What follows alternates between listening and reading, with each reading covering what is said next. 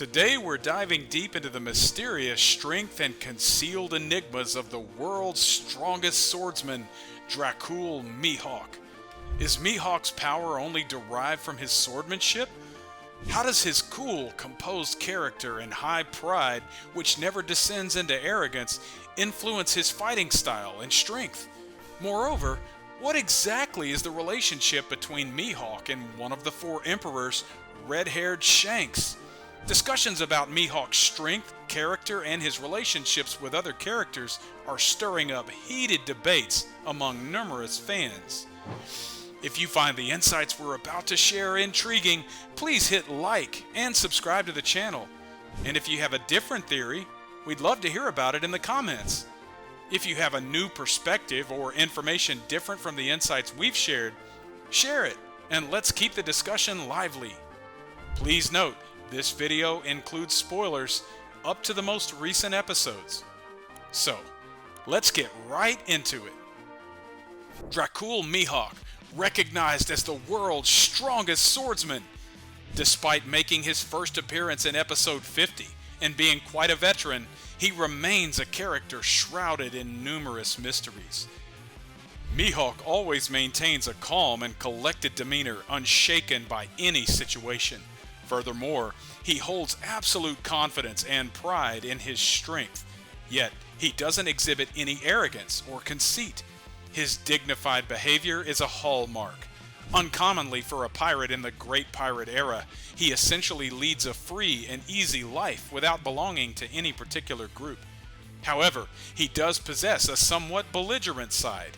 He accepted a duel from Roronoa Zoro, despite an overwhelming difference in strength. In the Paramount War at Marineford, he mentioned that even prisoners from Impel Down who were confined there have challenged him in the past. From this, it can be inferred that he's the type to accept any fight that comes his way. Moreover, he's not the type to avoid instigating a fight either. He decimated the pirate fleet of Captain Krieg for killing time. And in the past, he engaged in a duel with red-haired Shanks that was referred to as legendary. Despite such a profile, Mihawk has been a part of the 7 Warlords of the Sea, known by the nickname Hawkeyes, since his first appearance. Typically, Mihawk spends his time living a comfortable life on his home base of Korigana Island. However, with the abolition of the 7 Warlords system during the Reverie, he was forced to become a fugitive once again, necessitating a change of base. Then, in episode 1058, a new fact is revealed to Mihawk, who received an invitation to Cross Guild from Crocodile. If our names are lined up, we'll form an organization that the Marines can't ignore. You were once a man called Marine Hunter. Crocodile. The enigmatic Mihawk once partook in marine hunting in the past. Entering the final chapter, the former warlord of the sea and the world's strongest swordsman, now a cross-guild executive, gradually steps into the limelight. And Hawkeye's Mihawk, known as the alias of Marine Hunter. The Seraphim S. Hawk, created from the lineage factors of the two, was a user of Daz Bonez's Dice fruit. From this, it has been determined that Mihawk is almost certainly a non-devil fruit user. Former rivals like red-haired Shanks and naval hero Monkey D. Garp, along with other legendary non-devil fruit users, have begun to demonstrate overwhelming strength. Therefore, it might not be long before we get to see the true power of Mihawk. In this episode, I want to revisit the series and explore what the true power of Mihawk might look like. The world's strongest swordsman with a bounty of 3.59 billion berries.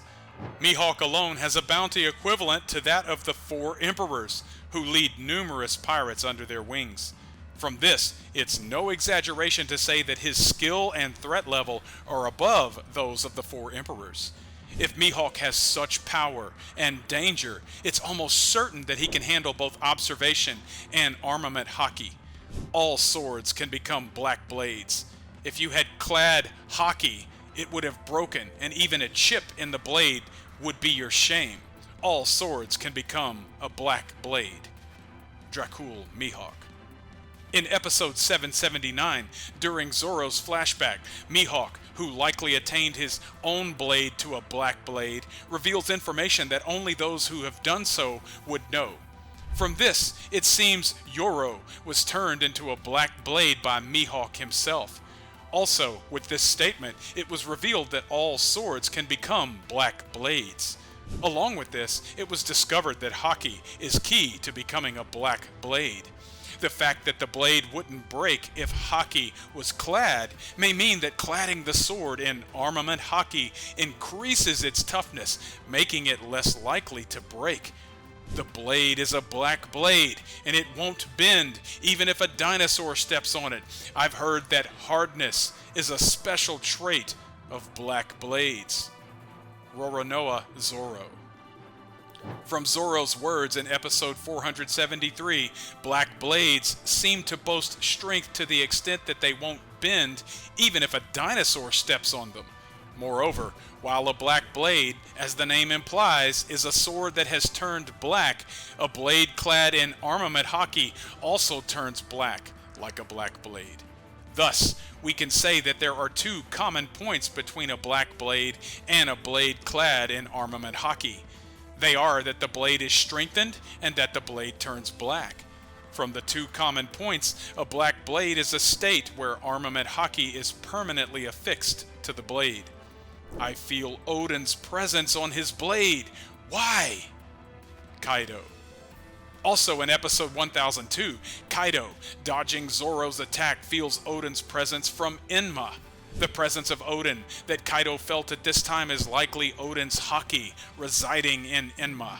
From this, it can be said that it's possible to affix Haki to a blade. Shusui is a black blade, a sword made through Ryuma's numerous battles. Onimaru. Furthermore, in episode 937, Onemura mentions Shusui, a black blade, as a sword made through Ryuma's numerous battles.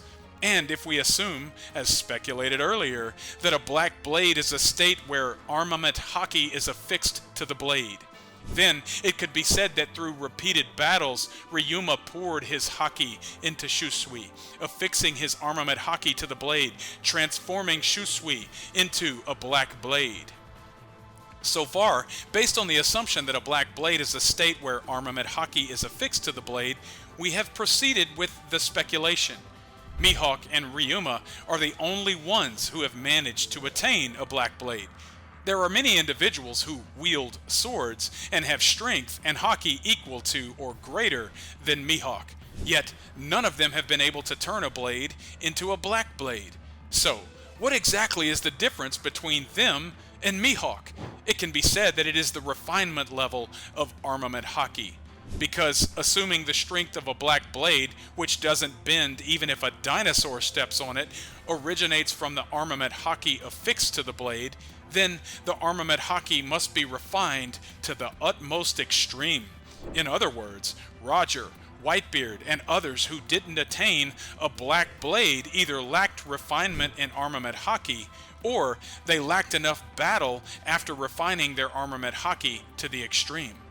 To summarize, the condition for becoming a black blade is to continue to pour armament Haki, which has been refined to the ultimate extent, into the blade. A black blade can be said to be a state where the wielder's armament Haki is affixed to the blade. In Odin's case, since Enma had his Haki residing in it, it can be said that it was just a bit more to becoming a black blade. Also, it seems likely there are two types of black blades, permanent and temporary. Permanent black blades remain in a state where they house Haki permanently, like Shusui and Yoru. On the other hand, temporary black blades are in a state where they turn into black blades for just a moment when Haki flows into them. In the battle between Roger and Whitebeard depicted in episode 966, despite both cladding their blades in Conqueror's Haki, their blades turned black. From this, it can be said that this state is a temporary black blade. The difference between permanent black blades and temporary black blades is that the latter cannot become black blades when the owner changes. Because permanent black blades have haki affixed to the blade, they do not consume haki. However, temporary black blades are thought to consume haki because they activate by drawing haki from their owner. Also, a temporary black blade can be said to be a preliminary stage to a permanent black blade. From this, it can be said that there is no difference in strength between either black blade. Next, regarding Mihawk's Conqueror's Haki. To conclude up front, it's highly possible that he can wield Conqueror's Haki. I have no intention of settling scores with a one-armed man now after all this time. Dracul Mihawk. Mihawk, who once engaged in fierce battles with Shanks. From Mihawk's statement in episode 96, it seems like their score is yet to be settled. And speaking of Shanks, he demonstrates attacks clad in Conqueror's Haki. He effortlessly defeated Kid, who has a bounty of 3 billion, and in film Red, just releasing his Conqueror's Haki made some of the Navy admirals lose consciousness. He is also one of the top wielders of Conqueror's Haki in the story. Therefore, it would be strange if Mihawk, who matched Shanks, also possesses Conqueror's Haki. To wield the Conqueror's Haki, are you dreaming of becoming a king somewhere? Chinjiao.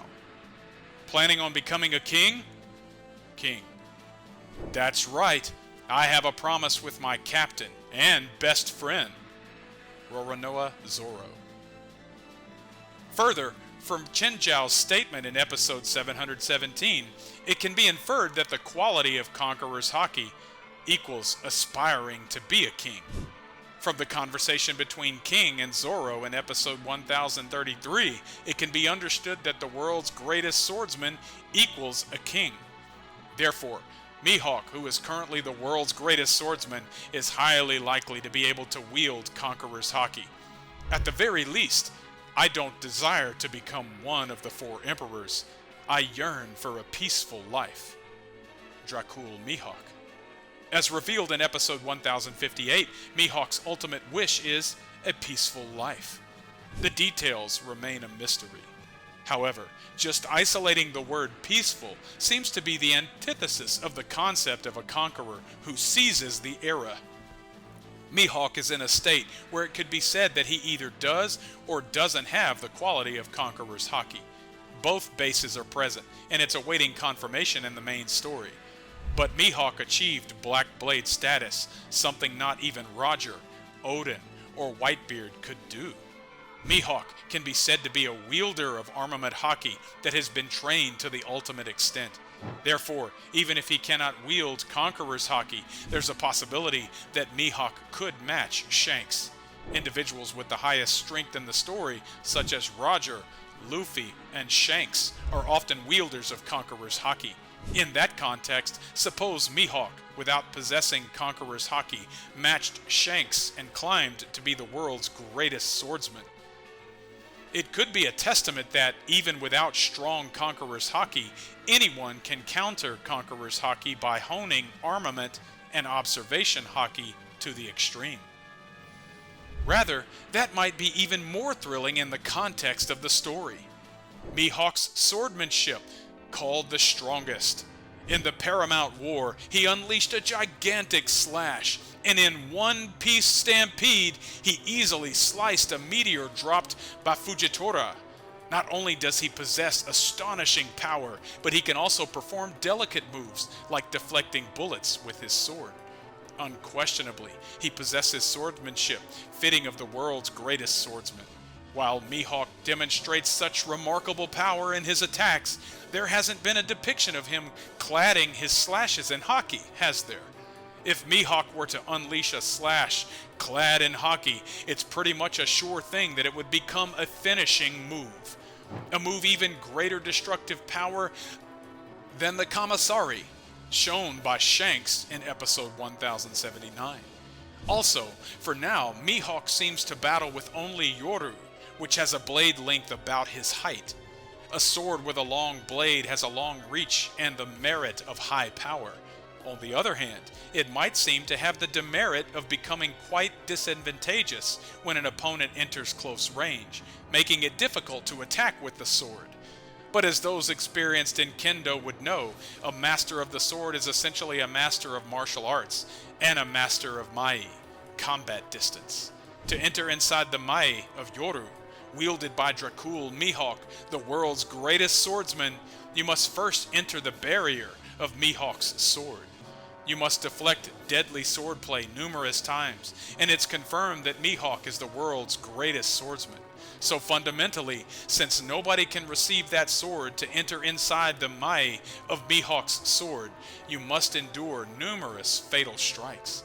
In other words, to enter inside the mai of Mihawk's ultimate Yoru, you need these two things: toughness that is entirely unaffected even when receiving a strike from Yoru, and a sword arm equal to or exceeding Mihawk's to parry and counter his attacks. These seem to be the only conditions to enter within Mihawk's sword mai. First, let's talk about the Logia-type Devil Fruit users. Kinemon was able to cut through flames. Similarly, it is thought that Mihawk, being the world's strongest swordsman, can cut through substances created by Devil Fruit users, such as magma, light, ice, or vines. And wouldn't he be able to nullify most of the long-range attacks using abilities? That would mean the only option is to approach Mihawk and engage in direct combat. But, as has been repeatedly stated, Mihawk is the world's strongest swordsman. Logia-type users, who are not particularly specialized in close combat, are visibly overwhelmed by Mihawk's swordsmanship. Furthermore, as Law has stated, abilities are ineffective against excessive haki. Logia-type users are at a significant disadvantage against Mihawk. Winning, it seems, could only be possible with a completely unexpected sneak attack from outside his awareness. Next, from the Paramecia-type Devil Fruit users. A fight between Mihawk and a Paramecia-type user is lightly depicted during the Paramount War. When Luffy was obstructed by Mihawk, he used Buggy as a substitute for his Gum Gum Jet. At that time, Mihawk cut Buggy in half and into pieces. However, Buggy, a user of the Chop Chop fruit, took no damage at all. Also, during the same Paramount War, when Whitebeard pierced Aokiji with Murakumojiri, Marines were worried that Aokiji might have been damaged by being pierced with haki. Thus, even though Mihawk wasn't serious, what can be deduced is that Paramecia types are less susceptible to haki interference than Logia types. There is, of course, a part depending on the compatibility of abilities. However, Paramecia type users are not as badly compatible with haki as Logia types, and can use their abilities against Mihawk.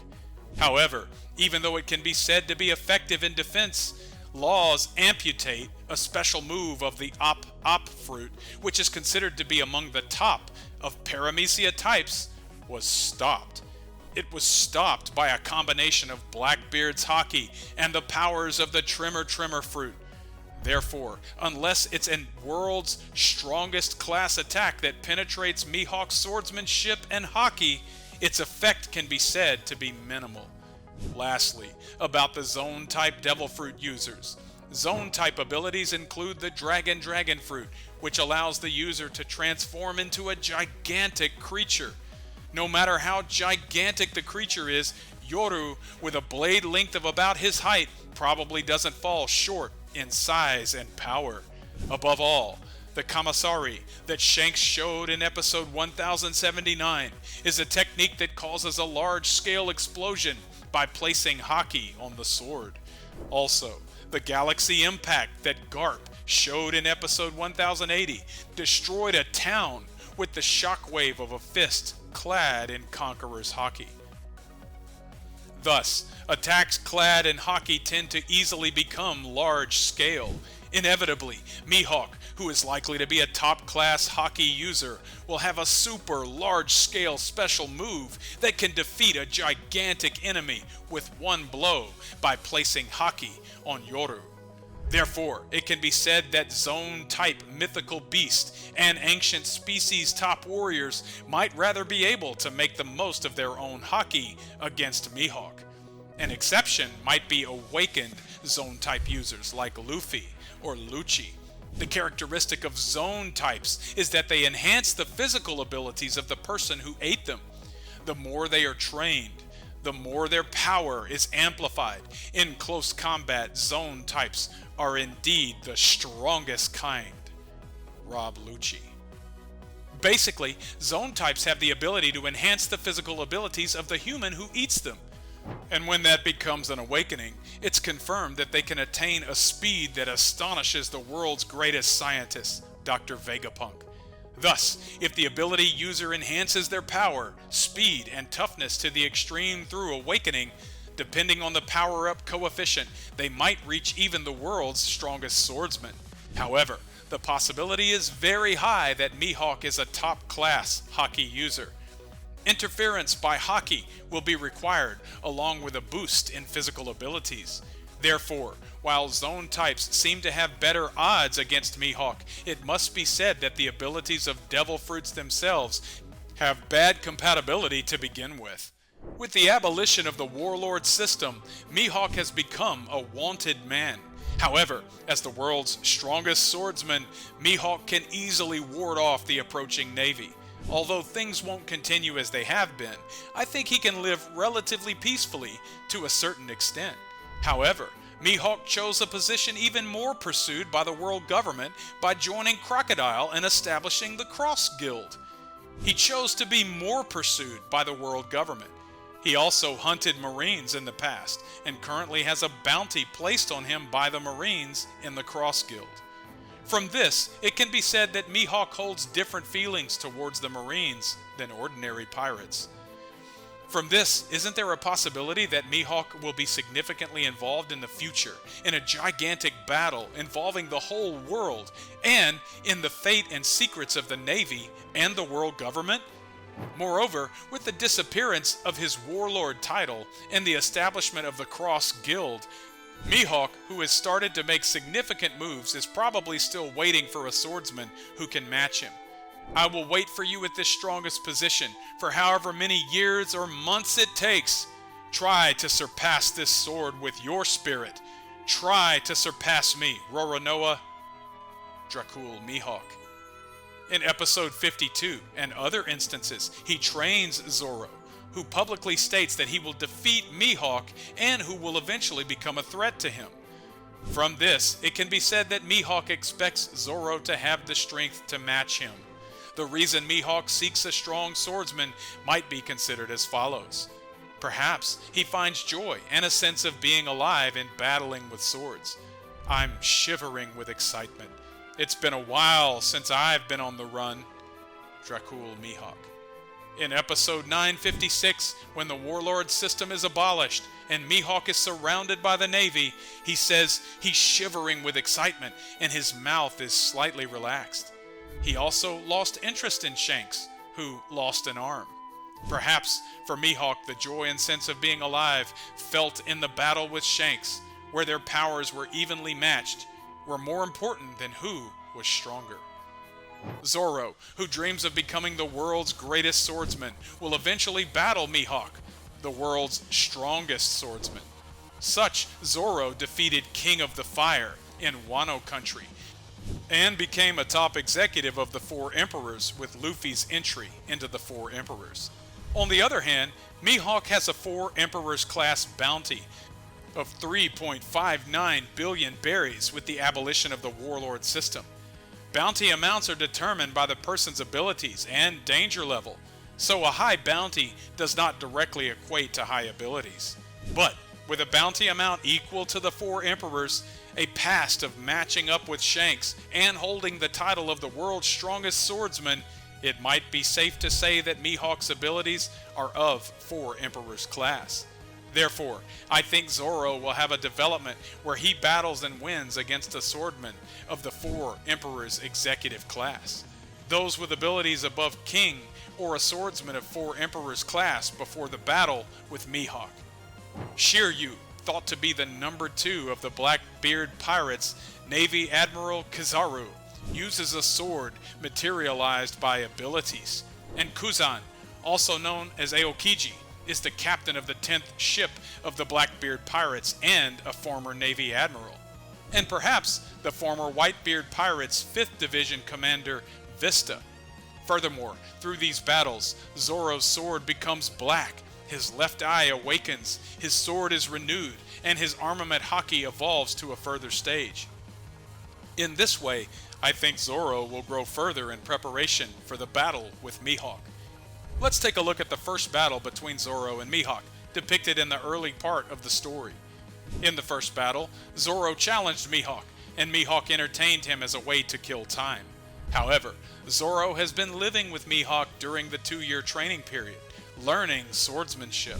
Since Mihawk himself wanted to live quietly without antagonizing anyone, it was not expected that these two would fight. However, Mihawk, who has become a wanted man by the Navy with the abolition of the warlord system, has established the Cross Guild with Crocodile and placed a bounty on the Marines. Given the current situation, if we anticipate Zoro versus Mihawk, it will probably develop from a clash between Sword and the Cross Guilds. 5-star bounty? We get 5 treasure chests! That's about 500 million berries! Normally, colonels are 1-star. Pirate from Hachinosu. In episode 1080, it was revealed that the Cross Guild had placed bounties on swords copies.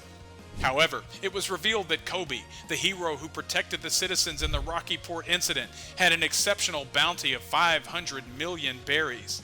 Furthermore, Sword is led by Luffy's grandfather, Garp, and while tasting Tashigi is not a member of Sword, she follows and obeys Garp.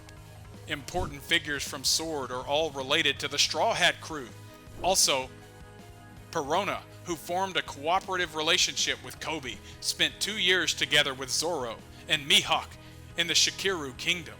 Taking this into account, the Cross Guild is entering the situation happening in Hachinosu involving sword-related incidents. Finally, Mihawk, having fully prepared, joins the final chapter, and the preparations for Zoro and Mihawk to meet are being put in place, isn't it?